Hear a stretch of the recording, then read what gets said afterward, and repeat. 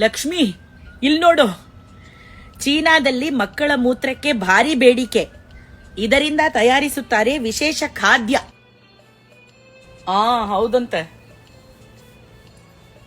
ನಿಜವಾಗ್ಲೂನಾ? ಹಾವು, ಕಪ್ಪೆ, ಹಲ್ಲಿ, ಜಿರಳೆ ಎಲ್ಲ ತಿಂತಾ ಇದ್ರಲ್ಲ, ಇವಾಗಿದೂನಾ?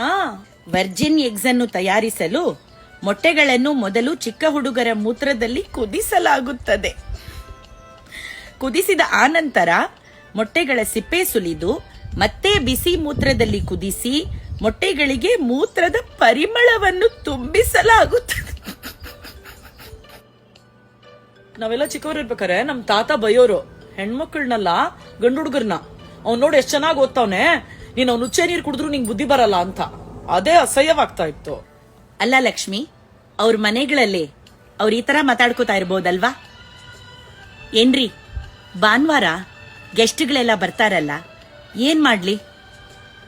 ಒಂದ್ ಕೆಲ್ಸ ಮಾಡು, ಈ ಚಿಕ್ಕ ಹುಡುಗರಿಬ್ರು ಅವ್ರ ಉಚ್ಚೆ ನೀರನ್ನೆಲ್ಲ ವಾಟರ್ ಬಾಟ್ಲಲ್ಲಿ ತುಂಬಿಸಿಡಕ್ ಹೇಳು.